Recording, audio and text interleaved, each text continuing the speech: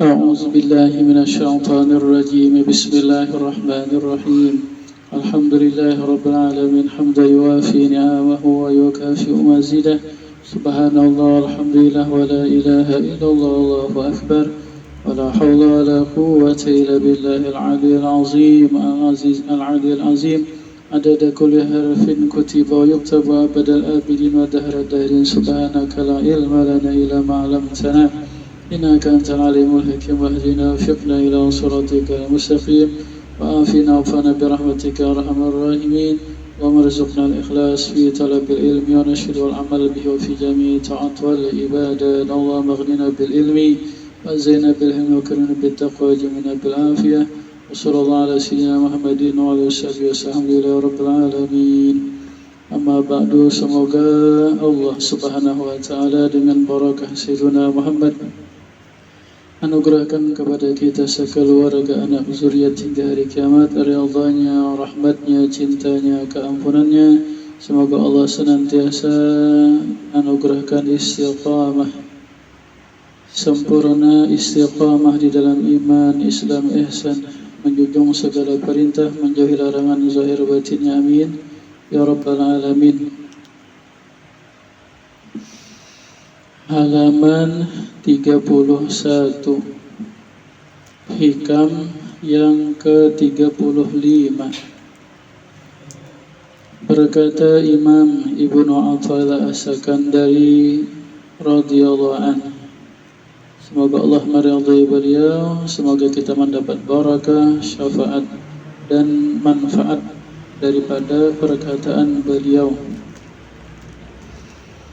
Aslu kulli ma'siyatin wa ghaflatin wa syahwatin ar-ridha 'anil nafsi.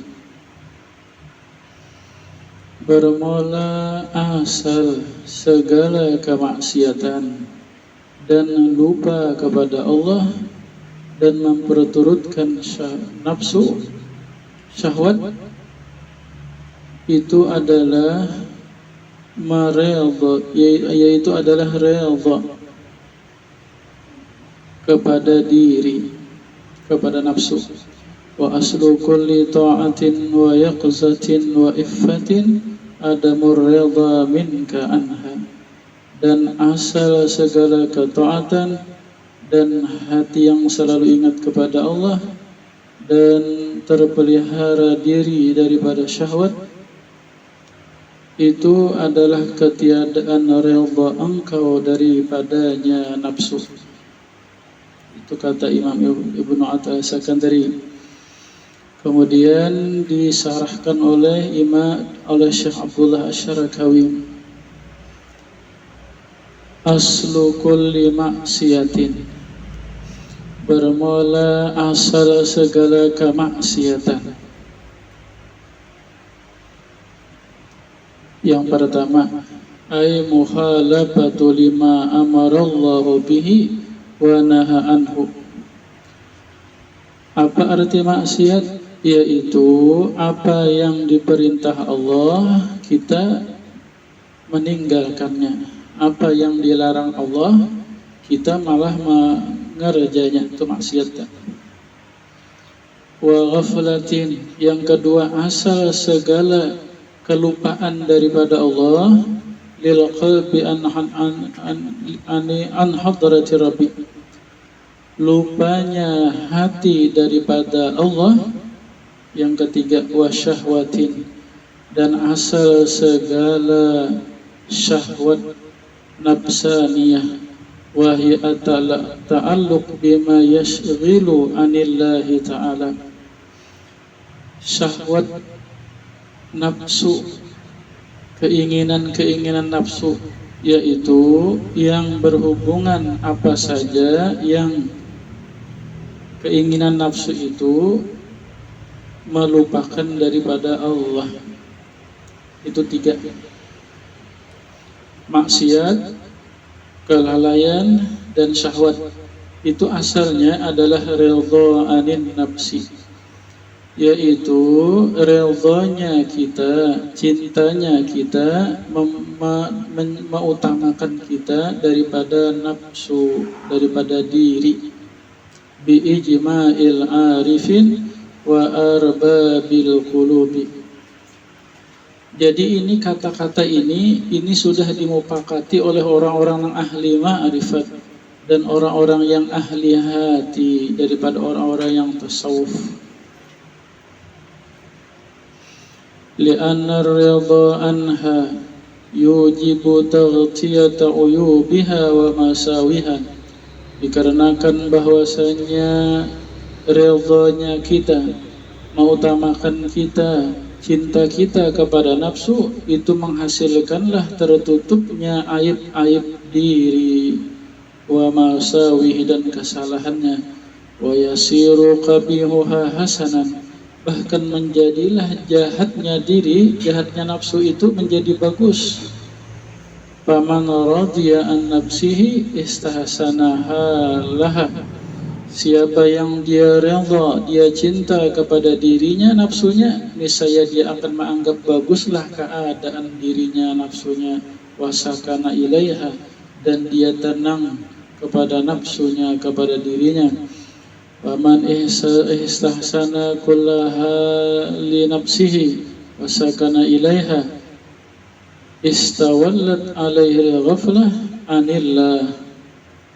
Dan siapa yang dia merasa baguslah segala keadaan dirinya, nafsunya, dan dia merasa tenang kepadanya nafsu, istawalat alil ghaflah, niscaya menguasailah atasnya kelupaan kepada Allah. Wabil ghaflati yansarifu qalbuhu anil tafaqqudi wal mura'ati li khawatirihi. Dan disebabkan lupa kepada Allah itu terpalinglah hatinya daripada memeriksa dan memelihara daripada lintasan-lintasan hatinya.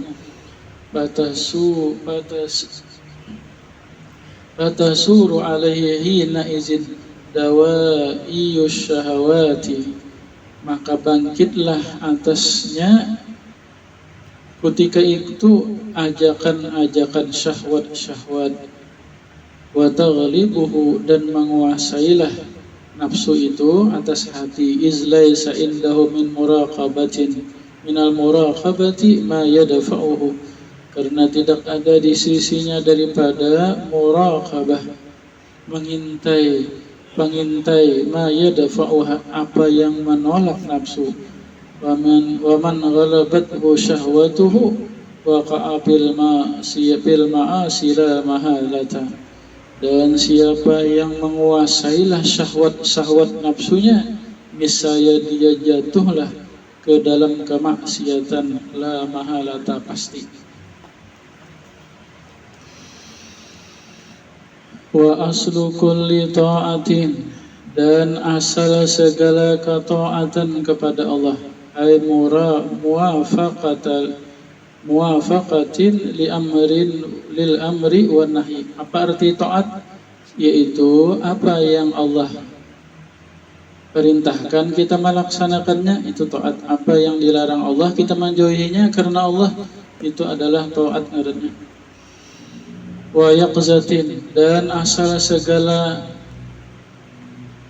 terjaganya hati, ingatnya hati kepada Allah, ay dukhuli bi hadratir rabbi wa tanabbaha lima yurdihi, yaitu masuknya hati pada hadrat Allah dan terbangunlah, terjagalah daripada apa yang diridhai Allah.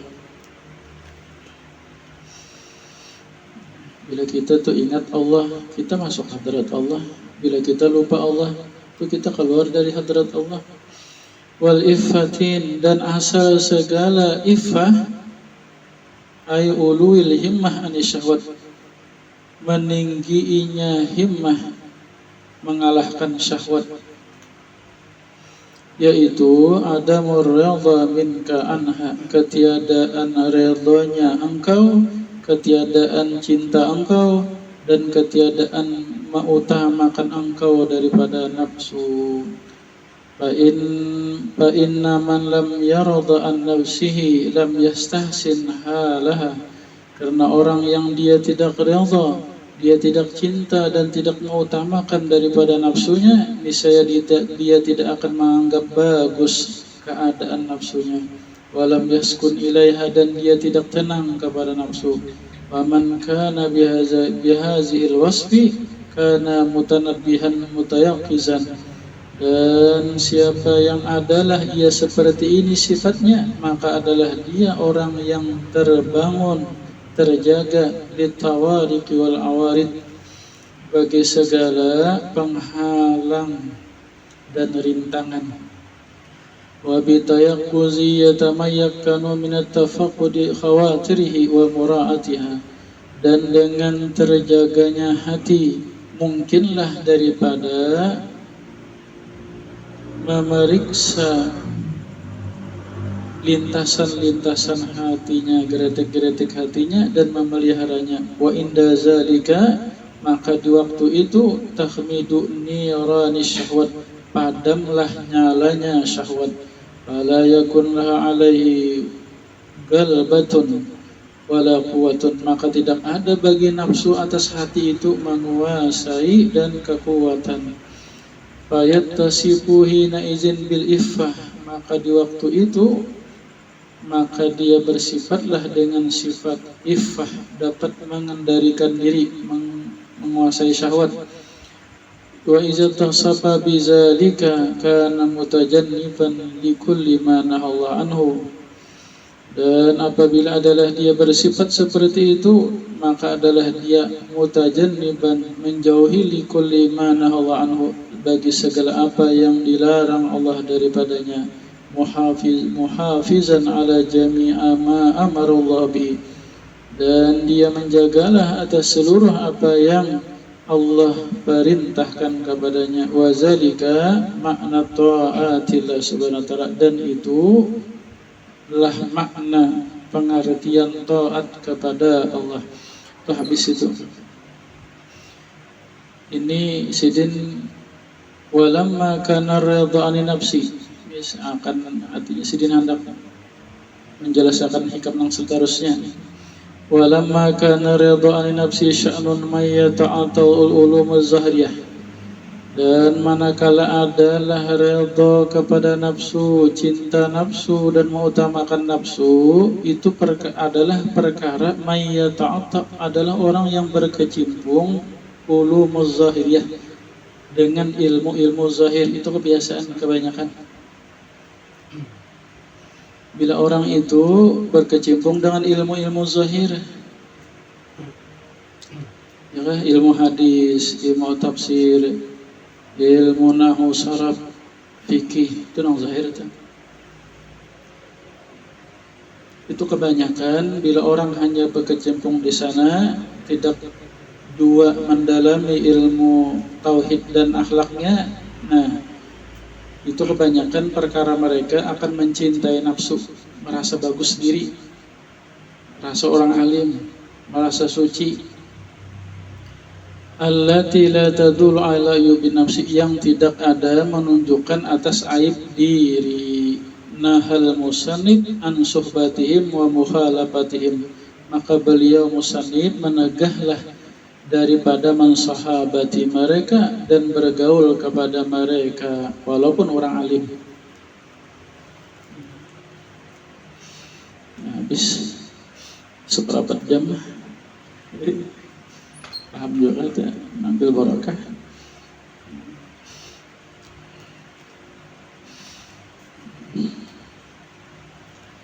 Mudah-mudahan Allah menolong kita, memberi taufik, hidayah.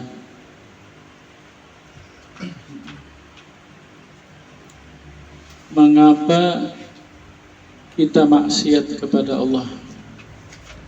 Mengapa hati kita lupa Allah? Mengapa kita selalu memperturutkan nafsu? Nah, dijawab oleh beliau Imam Ibnu Al-Sakandari, itu dikarenakan kitanya adalah redha, kitanya cinta, kitanya mengutamakan nafsu daripada Allah. Nah, Berarti hati kita itu mengutamakan nafsu kita, mengalahkan Allah. Sebaliknya, apabila kita mau taat, apabila kita mau hati pikiran kita mengingat Allah fokus, kita mengalahkan nafsu kita, kawa menahan ya kan, menahan kehendak nafsu nang jahat tah. Berarti kita itu adalah redha kepada Allah, berarti kita cinta kepada Allah dan kita mengutamakan Allah. Habis kisahnya. Mudah-mudahan Allah menolong.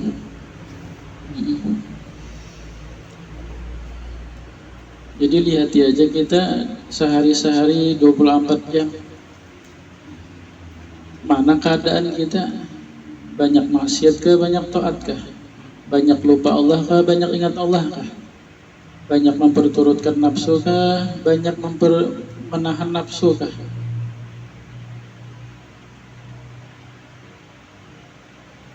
Mana yang lebih kita ridhoi, yang lebih kita cintai, yang lebih kita utamakan, maka itulah yang akan kita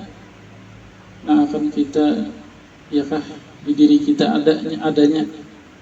Bila kita maksiat berarti kita mengutamakan nafsu tak? Bila kita taat berarti kita mengutamakan Allah. Bila kita lupa hati kita kepada Allah, dunia aja, sebenarnya dunia ini ada masalah, duit ya, nambah jabatan nah hendak popularitas nak apa supaya terkenal, ada ingat lagi lah Allah Ta'ala.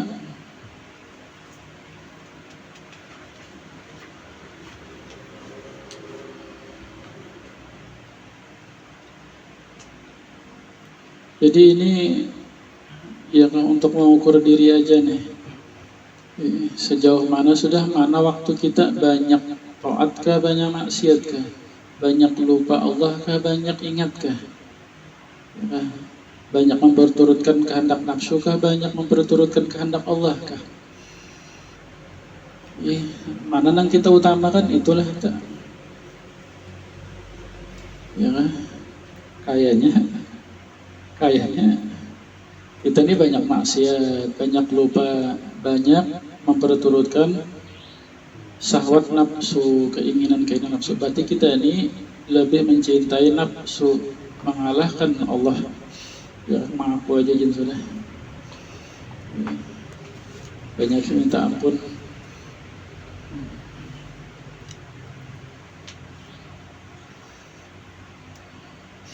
Jadi di diri kita ini ada ruh, ada jasad, ya kan? Ada akal, ada nafsu. Akal itu bangsa kepada ruh. Nafsu itu bangsa kepada jasad kita ini, nah. Ya kan? Ruh, ya kan? Ruh itu bangsa kepada akal tanya. Ruh, wa yas'alunaka 'anir ruh. Dalam Al-Quran, mereka bertanya kepada engkau wahai Nabi Muhammad tentang ruh. Qulir ruh min amri rabbi. Katakan ruh itu adalah perkara Allah. Tidak ada yang mengetahui hakikat ruh kecuali hanya Allah. Kadang sampai ada pengetahuan sampai ke sana nggak ada. Tapi awal ruh yang dijadikan Allah itu adalah ruh Nabi Muhammad, dan dari ruh Nabi itulah seluruh ruh ya, malaikatnya, ruh malaikatnya, jinnya, manusianya, bahkan iblis, binatangnya, bahkan jasad alam semesta pun dari ruh Nabi itu juga tak. Ini itu akal. Jadi ruh atau akal itu dia adalah hobinya Allah Ta'ala, ya kan? Ruh kita, hati kita, ruh kita, akal kita itu hobinya Allah. Karena itu ya alamul amri tadi. Ya kan? Wa apa? Alastu bi rabbikum qalu bala. Allah bertanya kepada ruh-ruh, bukankah aku ini Tuhan kalian? Maka ruh itu seluruhnya menjawab, inggih bala ya Allah, inggih pianlah Tuhan ulun. Jadi seluruh ruh-ruh itu adalah beriman kepada Allah, ma'rifat kepada Allah. Ya kan? Itu seluruh ruh itu hobinya Allah. Dan ruh itu hobinya kepada Nabi Muhammadnya, abahnya. Abul ruh itu Nabi Muhammad.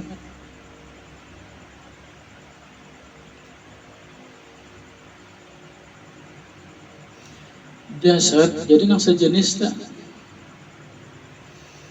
Ya kan, ruh ini apa makanannya, apa nang menguatkan ruh ini apa? Nang menguatkan ruh ini adalah ilmu. Ya kan? Ilmu dan ibadah itu makanan ruh tak?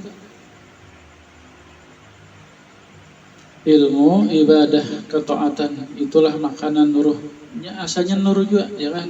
Jadi ruh ini kan dari nur, nang dimakannya apa? Nur juga, nur ilmu dan nur ibadah, nur wirid-wirid itu nang dimakannya, nang menguatkan nur kita.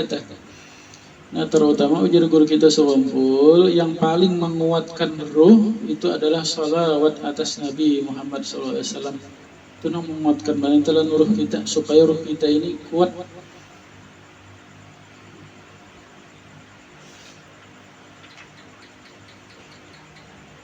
Ya kan? Nang mengenal Allah Ta'ala itu ruh, nang beriman kepada Allah itu ruh, nang memusyahadah muraqabah itu ruh tak?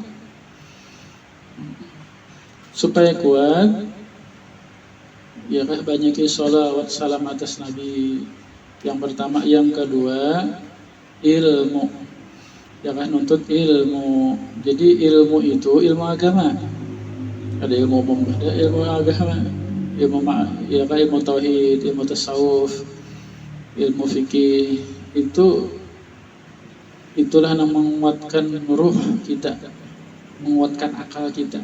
Jaka ibarat pasukan tentara, ya kan,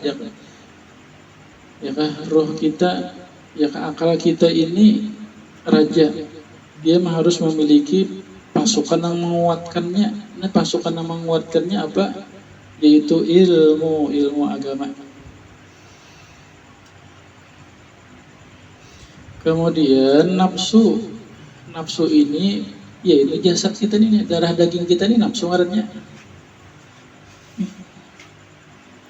Ya kan? Ini darah daging kita ini asalnya Nabi Adam. Nabi Adam diciptakan dari bumi. Jadi napa makanan jasad ini napa nang sejenis juga, nang di bumi juga. Ya kan, nang dimakan jasadnya nang di bumi, nang disukainya nang di bumi ini nih. Ya, nang disukai jasadnya apa? Bebinian. Ya kan? Ya sama tuh sejenis. Nang disukainya apa? Emas, perak, ya kan, duit. Sama. Nang disukainya apa? Makan, minum. Makanan, minuman itu nafsu tak? Ya kan? Maka akal dan ruh ini senantiasalah dia berperang. Ini kada kawa kita memati nafsu, mati ya kita. Ya kan, karena ruh dan jasad ini disatukan menjadi satu di diri kita, lalu kita hidup di dunia.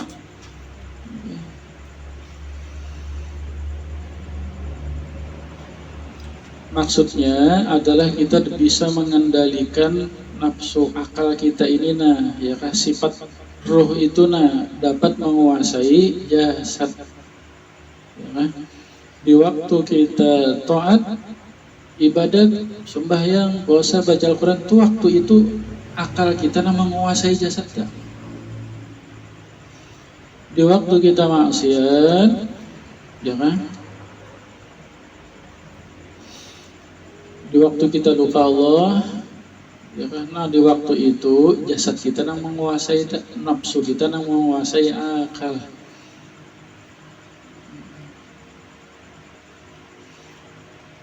Jadi jika ibarat jasad ini rajanya, pasukannya apa? Pasukannya adalah yang menguatakan jasadnya kebodohan. Ya kan? Bodoh. Kada rajin belajar, kada rajin nuntut ilmu. Ya kan? Maka orang yang bodoh, orang yang jahil kadang nuntut ilmu agama, kebanyakan dia memperturutkan kehendak nafsunya daripada kehendak akalnya. Kalau kehendak akalnya dia menghadap Allah Ta'ala. Dengan kehendak nafsu, makan, minum, kawin, guring, santai, berami-rawalan dunia nih. Bangnya dunia ini dari dunia juga jasad. Adapun uruhnya dari nur Nabi. Nur ya kan Nabi no hobinya, Allah Ta'ala hobinya.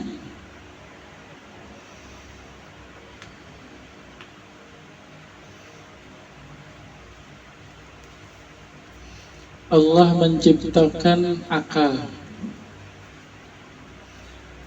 Wahai akal, berhadap akal, berbalik. Wahai akal, siapa aku, siapa engkau? Ulun hamba ciptaan pian Allah Tuhan yang menciptakan. Akal tuh hobi akal tuh hobinya Allah Ta'ala, ma'rifat kepada Allah, menghadap Allah, beribadah. Ya kan? Lalu Allah menciptakan nafsu. Wahai nafsu, berbalik. Wahai nafsu, berbalik, menghadap, mau lulu. Siapa aku, siapa engkau? Bahasa Banjar, nyawa jual, unda jual. Memangnya gue pikirin nafsu tak? Allah juga menciptakan nafsu gitu, tabiatnya. Nah ya kan, akal ini ada di diri manusia, nafsu ini ada di setiap manusia. Jadi antara akal dan nafsu ini senantiasa nih berperang. Akal juga dibantu oleh malaikat ilham, nafsu dibantu oleh syaitan, waswas syaitan. Berperang di hati kita nih tuh, keinginan nafsu dan keinginan akal nih. Ya kan, antara ilham malaikat, antara ilham syaitan itu di hati kita nih, itu nyoba perang tak.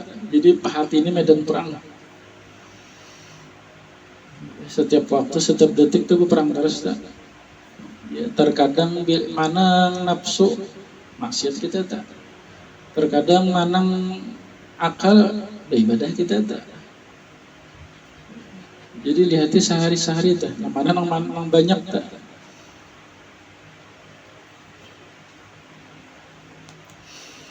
Ya kan, manang nafsu maka neraka tempatnya, manang akal ibadah surga tempatnya. Tenang zahir.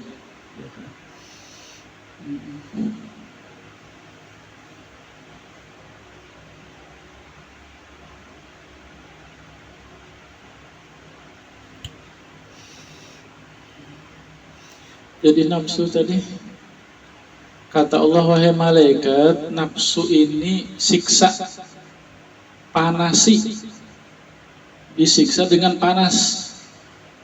Maka nafsu itu dipanasi dibakar selama 1000 tahun. Setelah 1000 tahun, maka nafsu, kata Allah, hadapkan nafsu. Wahai nafsu, siapa engkau, siapa aku? Kata nafsu, makin menyaring. Nyawa juga, unda juga. Nah, nafsu itu kalau dipanasi tak. Kata Allah, wahai malaikat, siksa nafsu dengan dingin. Disiksa ulang dengan dingin. 1000 tahun kemudian dihadapkan. Wahai nafsu, siapa aku, siapa engkau? Tetap melawan sambil menggigil-gigil aja. Nyawa juga ya, unda juga ya, malah kedinginan. Kata Allah, wahai malaikat, siksa dengan lapar. 1000 tahun kemudian, maka nafsu dihadapkan, wahai nafsu, siapa aku, siapa engkau? Ya Allah, pian Tuhan yang menciptakan ulun-ulun hamba lemah. Nah lalu itulah hikmahnya disyariatkan berpuasa. Jadi mengalahkan nafsu ini kurangi makan. Bila makan ganjang itu kuat nafsu tuh. Itu memang begitu sudah sunnahnya. Sunnahnya begitu itu. Bila kita terlalu ganjang makanan ini, bila nang kita makan haram, maka otomatis geretek hati kita, pikiran kita haram juga. Bila nang kita makan ini halal, tapi banyak, otomatis hati kita, pikiran kita tuh sia-sia. Yang kita lihat, yang kita dengar, gerak diam kita tuh sia-sia. Nah bila nang kita makan ini halal, tapi sadang aja, jangan ganjang benar. Insya Allah kalau ibadah tak. Ya kan? Itu memang begitu sudah. Memang begitu tak. Sunnah Allah, pengaturan Allah. Ya, hukum adatnya. Hukum adat Allah yang kita ta'ala nafsu akhir tak.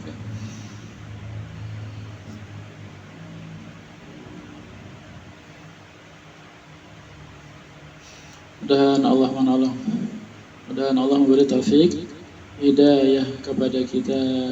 Jadi yang menguatkan akal kita ini adalah ilmu, menuntut ilmu.